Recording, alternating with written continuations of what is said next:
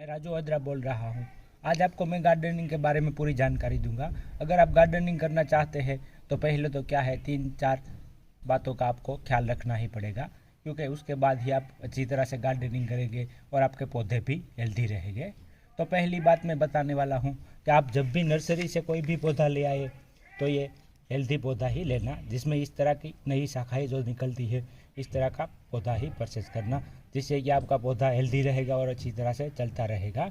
अगर जो इसकी डाली सूखी हुई हो और पत्ते पीले पड़ गई हो, ऐसा पौधा कभी भी मत परचेज करना, क्योंकि वो आप घर पे ले आएंगे तो उसमें कौन सी बीमारी लगी है आपको पता नहीं चलता और आपका पौधा मर जाता है। तो ख़ास एक बात ये आप याद रख लेना। और दूसरी बात मैं आपको बताता हूँ कि आप किस तरह से इसको लगाते हैं और कौन सी मिट्टी में लगाते हैं। तो आप कोई भी मिट्टी में लगाओ तो ये एक बात सीख लीजिए। तो ये देखो, ये मेरी मिट्टी है।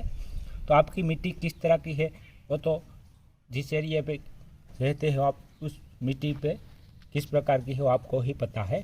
अगर आपकी मिट्टी सैंडी है तो कोई ज़रूरत नहीं है।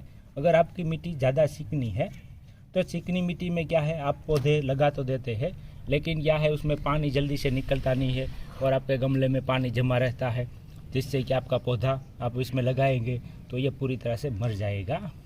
तो इसके लिए मैं आपको एक तरीका बताऊंगा कि आप इस तरह की सॉइल बनाकर इसमें लगाओगे तो कभी भी आपके पौधे नहीं मरेंगे। तो देखो, मैंने ये सॉइल ली है। अगर आपकी मिट्टी चिकनी है तो ये मैंने एक गमला भर के मिट्टी ली है। तो इसकी आप मिट्टी किस तरह की है वो आपके एरिया की वो तो मुझे पता नहीं है। अगर आपकी मिट्टी ज़्यादा चिकनी हो तो इसमें इस तरह से सैंड ले लीजिए। एक गमला मैंने ये मिट्टी ली है और एक गमला सैंड लिया है, दोनों को बराबर लिया है। और ये मैंने आधा गमला कंपोस्ट लिया है, गोबर की खाद। गोबर की खाद हमेशा के लिए इस तरह की सड़ी हुई लेनी चाहिए, काली हो उस तरह की, लगभग 1 साल पुरानी हो तो ये बेहतर है। क्योंकि अगर आप इसमें ताज़ी गोबर की खाद डालेंगे तो आपके पौधे में फंगस लग जाएगी और उसके रूट सड़ जाएंगे, जिससे कि आपका पौधा मर जाएगा। तो देखो, मैंने ये सेंध ली है, एक गमला भर के मिट्टी ली है। ये बारीक सेंध ही लेना, क्योंकि बड़ी सेंध मत लेना। ये बारीक इस तरह की सेंध हो जिसको रेत भी बोलते हैं। ये आपको बिल्डिंग मटेरियल में जो यूज होती है वही सेंध है। तो ये बारीक सेंध लेना और मैंने दोनों को मिला दिया इस तरह के। अब आधा गमला मैंने ये गोबर की खाद ले ली है। देखो, ये तीनों हो तो भी चलेगा। अगर आपके पास ये रेड मिट्टी हो तो थोड़ी सी इस तरह से रेड मिट्टी भी ले लेना और एक कोकोपीट डाल देना, जिससे क्या इसमें नमी बरकरार रहेगी। इसमें पानी जल्दी से ड्रेनेज हो जाएगा, लेकिन क्या है, इसमें थोड़ी नमी भी रहनी चाहिए। तो इसलिए आप कोकोपीट हो तो डाल सकते हैं, अगर नहीं है तो ये तीनों से भी आपका काम चल जाएगा। तो इस तरह से आप तीनों चीज़ मैंने आपको दिखा दिया। आधा गमला मैंने गोबर की खाद ली है और एक गमला सैंड ली है और एक गमला मिट्टी ली है। अगर आपकी मिट्टी जो ज़्यादा चिकनी हो तो आप सैंड का ज़्यादा भी यूज़ कर सकते हैं, आपकी मिट्टी के हिसाब से ही लेना। अगर आपकी सैंड इस तरह सैंड जैसी मिट्टी है, इस तरह की सॉइल है, तो इसमें आप थोड़ी सी मिट्टी डाल दीजिए ज़्यादा, क्योंकि तो इसका बैलेंस हो जाएगा। क्योंकि ये एक मिट्टी इसमें जल्दी से पानी ड्रेनेज हो जाएगा। तो इसका मिक्सर में तैयार कर दूंगा। तो मेरे पास ये रेड मिट्टी है तो मैं वो भी इसमें डाल दूंगा और थोड़ा सा कोकोपीट है तो डाल दूंगा। अगर आपके पास ये दोनों चीज़ ना हो तो भी आप इस तरह से मिट्टी बना सकते हैं। तो देखो, मैं ये मिट्टी बना दूंगा पूरी तरह।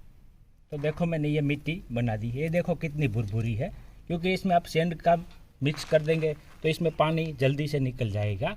और जो भी गमले में आप डालें इसमें ड्रेनेज होल होना ज़रूरी है, गमले के नीचे की ओर छेद होना ज़रूरी है, जिससे कि इसमें पानी आप जब भी डालें तो निकल जाना चाहिए। इसमें गमले में पानी जमा नहीं रहना चाहिए, वरना आपका पौधा मर जाएगा।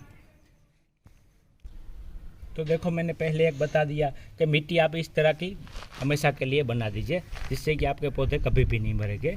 और अगर आप प्लांट लगाते हैं तो प्लांट लगाने में क्या है, आप बड़े गमले में लगा देते हैं, लेकिन बड़ा गमला क्या है, छोटे प्लांट के लिए सही नहीं है।